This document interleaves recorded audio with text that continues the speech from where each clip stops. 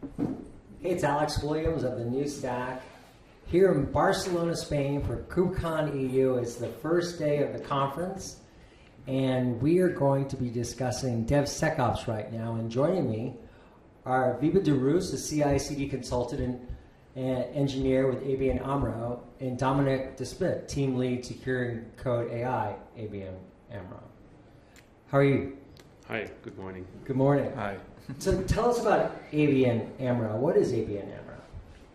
So ABN AMRO is one of the largest banks in the Netherlands.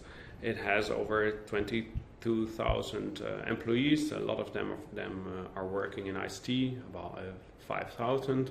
We have like a lot of development teams, like 350, and they're all up to delivering the business value for their end customers.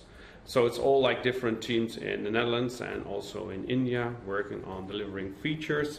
And we have a big focus and a big shift now from on-prem data centers to public cloud. We are both in different teams, in central teams delivering and implementing centralized tools for all of those teams to help them delivering their business features to production as quick and as secure as possible. So we both have all of the same roles, and we do a lot of presentations and talk together, and we are very enthusiastic to be here together with you and organizing this interview and podcast. Excellent. Well, thanks for joining us here today. And my first question is about your journey through for CI/CD. You know, tell me about that journey. Why? How did it start? Why? What was the problems that you were facing?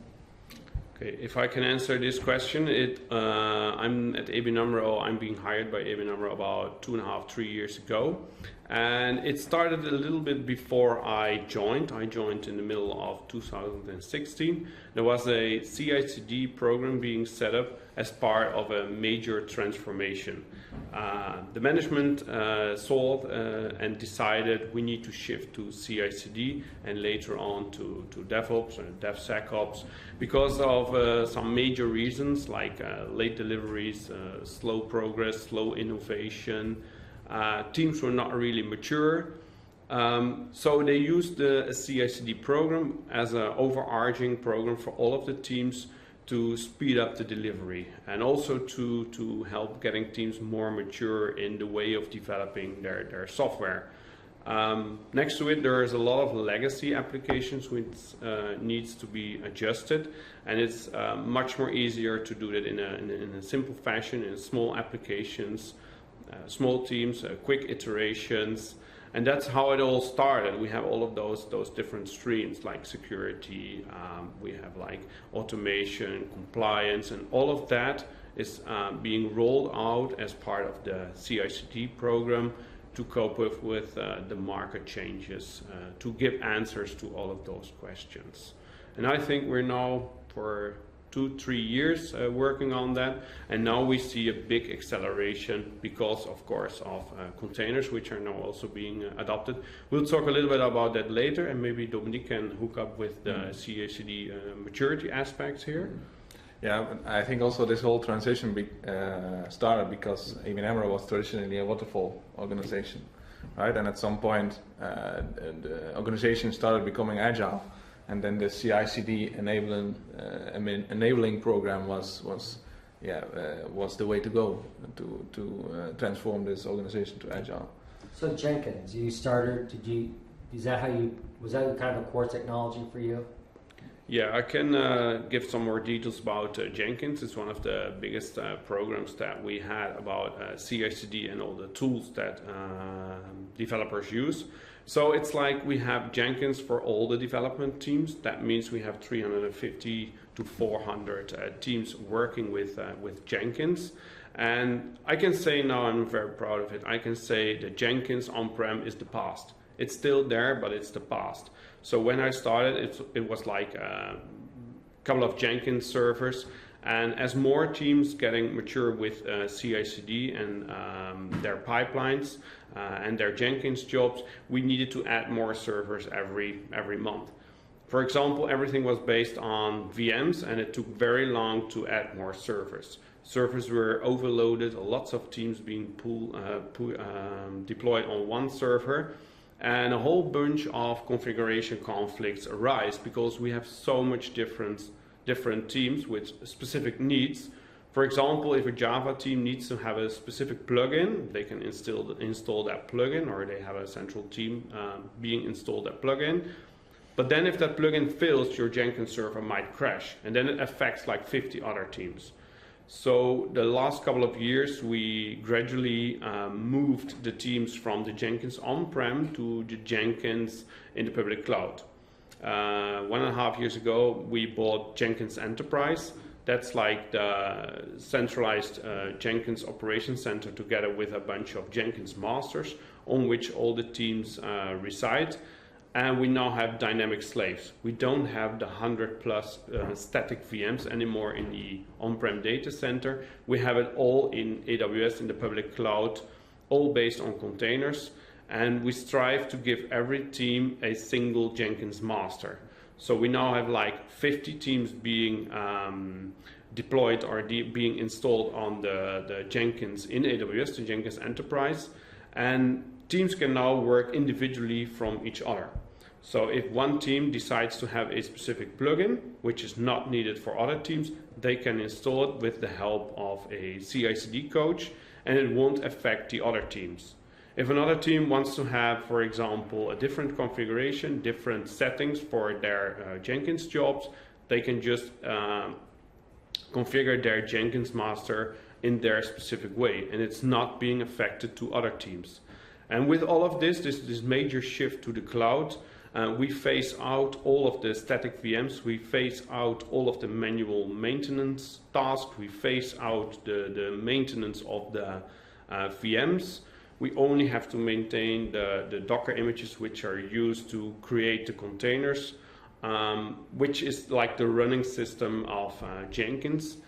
And together with this, we kind of introduced containers to ABN AMRO in a broad fashion. There were some small initiatives in the past, but this is like the centralized tool for all of the teams. And coming from this, it's like a big acceleration for all of the other teams because everything has to be done as containers. We don't allow static VMs anymore.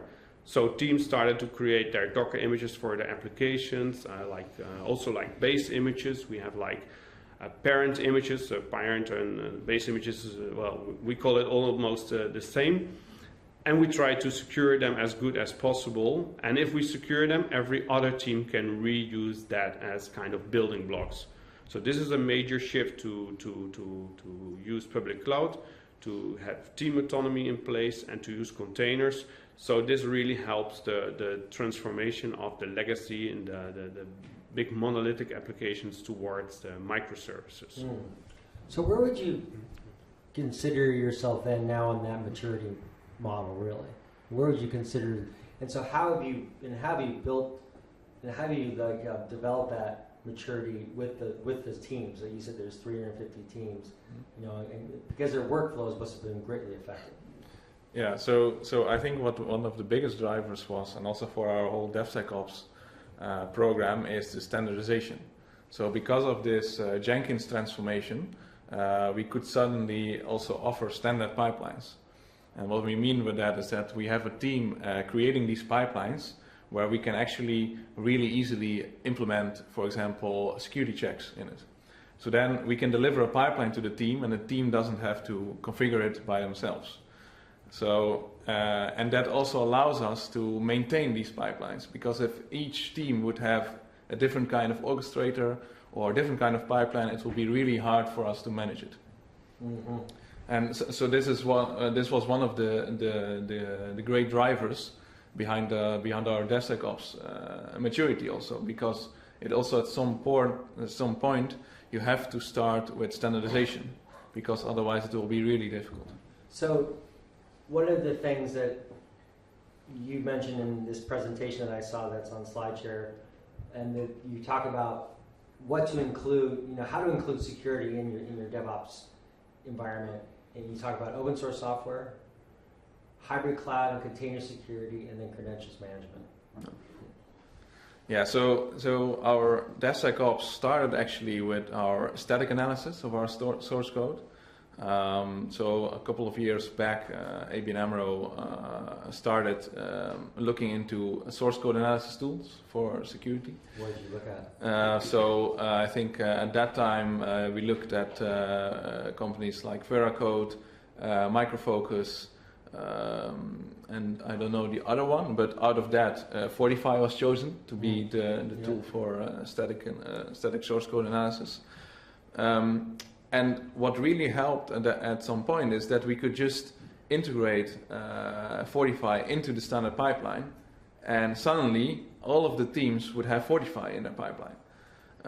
So what was really important for us is also to automate the onboarding into Fortify, because this is where what also drove the adoption of static analysis within ABN Amro, because it was really easy for developers to onboard. So they didn't have to wait for a central team to finish the onboarding. They could just fill out a form and they would be automatically onboarded, and they could start scanning their source code.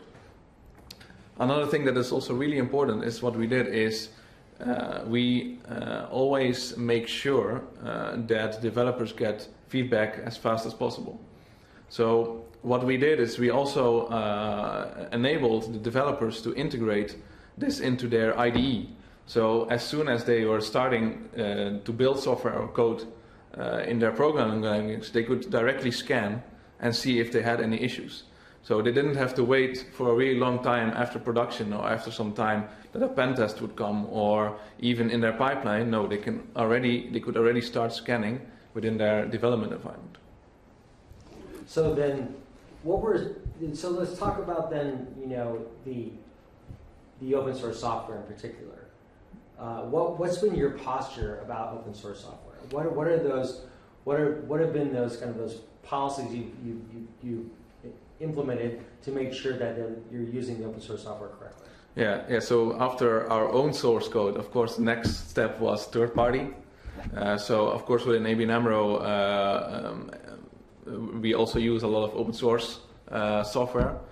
And what was really important for us as a bank is we need to know if there are any issues with that, right? We need to know what we drag into our own software. So what was really important for us is to get this bill of materials, right? To know what kind of components we are using, and also to know if there are any security issues related to that.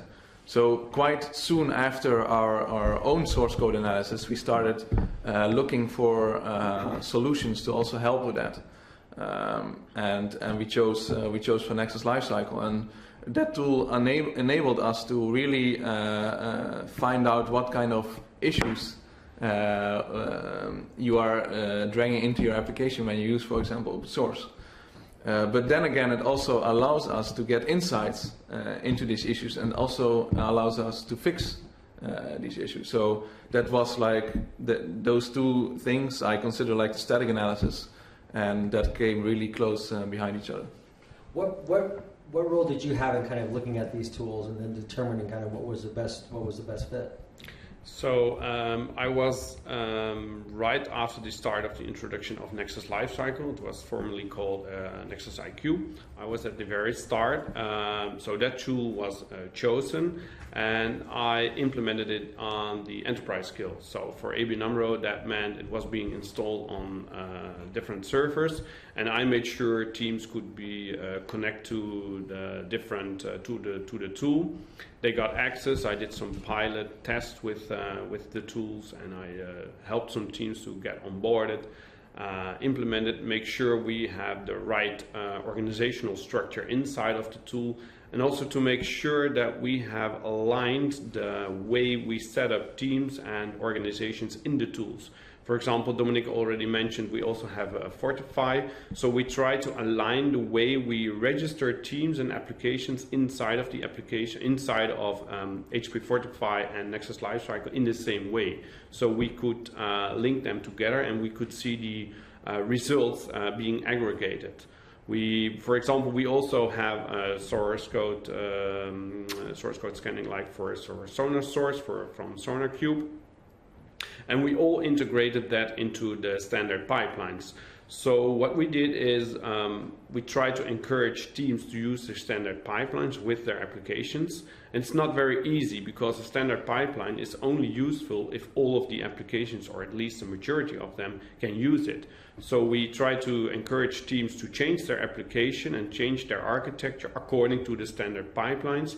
And this made sure we could fetch the results from the three mentioned security tools all via one pipeline. We aggregated it in the different tools, and we can now see the different tools and the different results all in the same place. And that really helped us to evaluate the tools and also to see like similarities between different applications.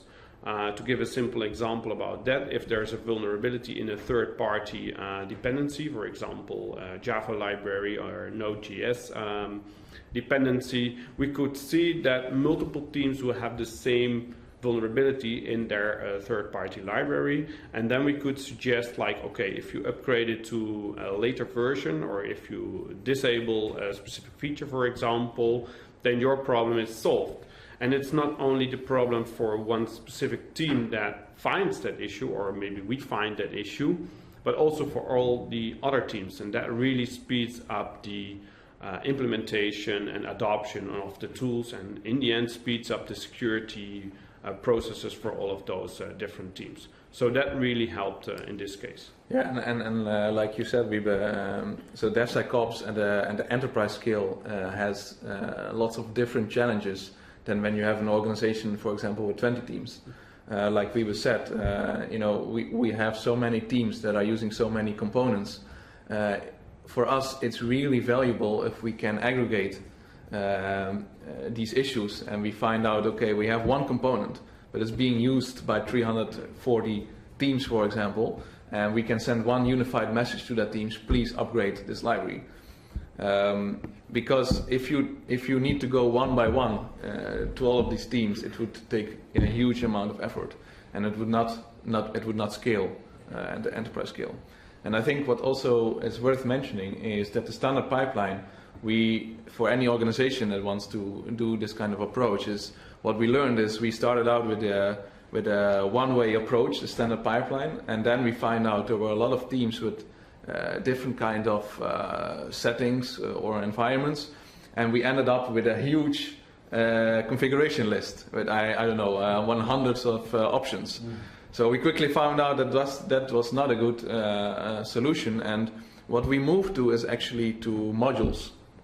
So what we now provide is these modules that a team can take, and they can click and hook together up these different modules to create a pipeline for them. So if they then need, for example, a different build step, then they can modify it themselves. But we have, for example, mandatory components like 45 scanning, static analysis, and open source analysis would always be included. But for example, now they can modify their build step. That also that helps a lot. So where would you think you are in the maturity model right now for DevSecOps? Last year you were at the proactive point. Where would you say you are now? Yeah. So this maturity. So there are different kinds of maturity models, of course. But I would say is that we really are good with let's say the CI part, and I think that now once we go also to more cloud native, we get some new challenges with that. So I think we reached a different point, but now we are going to look into more of the let's say the running environment, because we looked a lot, we focused a lot on the static part to get that right. But now we get challenges like, okay, we deploy something into production, and then what? So I think we are also moving now to a more combined approach of different kind of... Yeah, it's like now we have to connect both environments. So what Dominik said, first focus was on the CI part, getting all of the software being delivered up to such a point that you can actually deploy the software. But now it's really important to decide, okay, which software should land where? Should it land on the on-prem data center? Should it land on public cloud? And it can be AWS, it can be Azure. Maybe applications have a hybrid cloud approach. Teams are experimenting in multiple ways to get their applications as fast, as quickly, and as secure as possible to the cloud. But we have to make sure it will be done in a controlled way to meet compliance, but also to meet security and also to meet standards. Yeah. So the biggest challenge is to align all of those teams to the centralized solutions which are being offered. And we can only sell it to the teams. The teams are actually our customers. We can only sell our solutions if it fits their needs, if it's there on time, if it fits their business requirements. So that's the hardest challenge. So there's a lot of work for that aspect to do. But for the CI part, I would say we are very much I would say ahead of a lot of other organizations of this scale. Yeah. So there's lots of container security tools out there, and I know that ABN AMRO uses Twistlock. That's correct. Right. Yeah. And how do you use Twistlock? And how is Twistlock an example of how you decide to choose what container security tools you should be using? Because there's lots of different ways you can think about container security, from some syntax and security checks on the code level, the scanning image on the build time, and the runtime container scanning, such as with Twistlock and securing Docker engine. Yeah, I could give some more details about it. So as mentioned before, we moved Jenkins from on-prem VMs to AWS, all based on containers.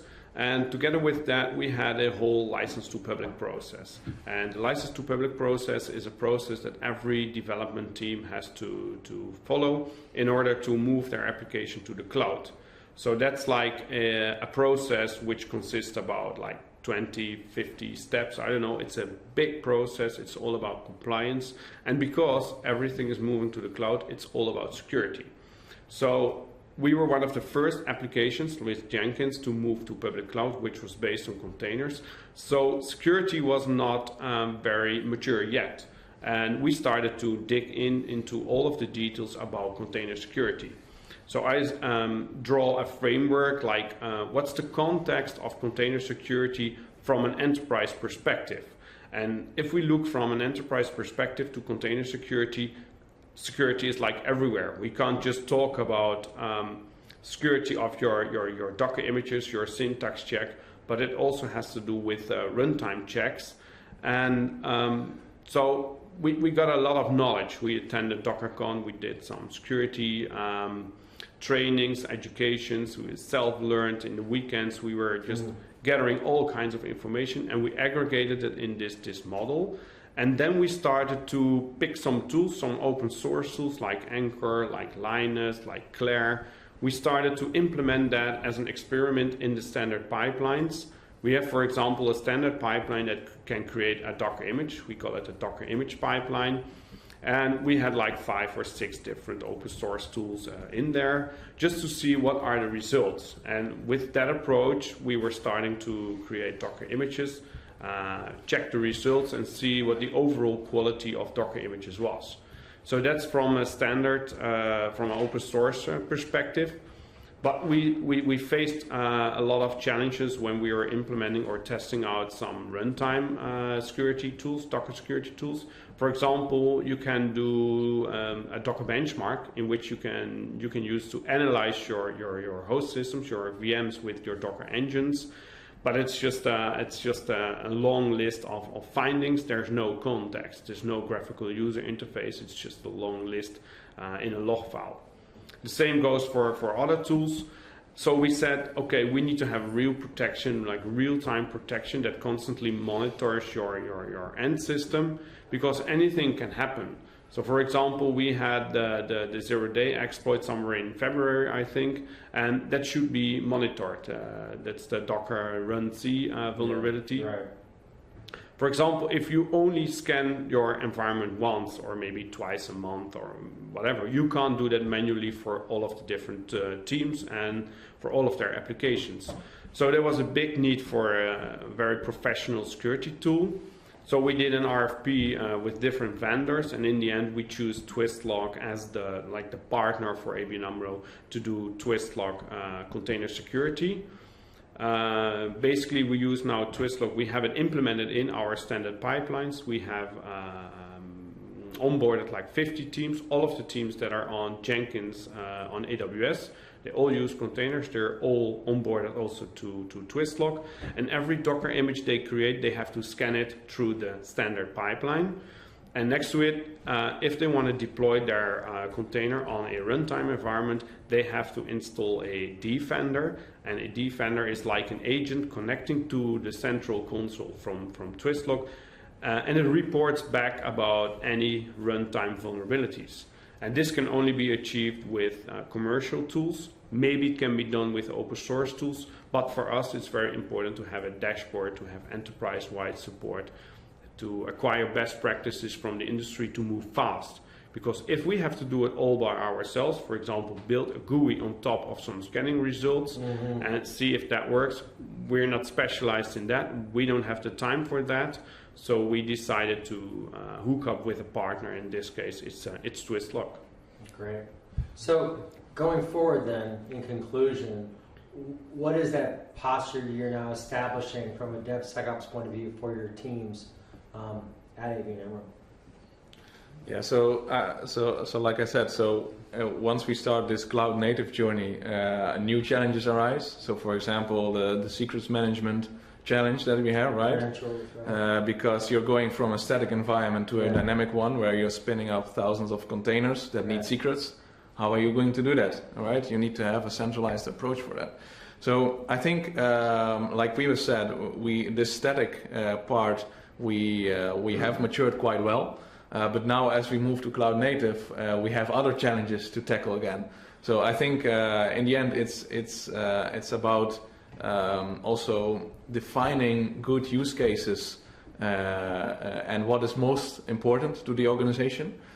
Because of course developers like to work with the newest, fanciest stuff out there, but as a bank, you cannot always permit to do that, because also to our management we have to assure them that we are all doing this in a controlled way. So yeah, I think that, but also for DevSecOps, I mean, in the end, it's also more of a cultural change. What a lot of people also say is, and it's not about the tools, right? It's about having the right processes in place, and the tools should support those processes, and not the other way around. And that's also why at ABN AMRO I think we have a really close collaboration with our vendors, because I think when we choose a tool, we also do it really extensively. So we have a lot of requirements. We do proof of concepts, and after some point when we choose a tool, we also establish a partnership.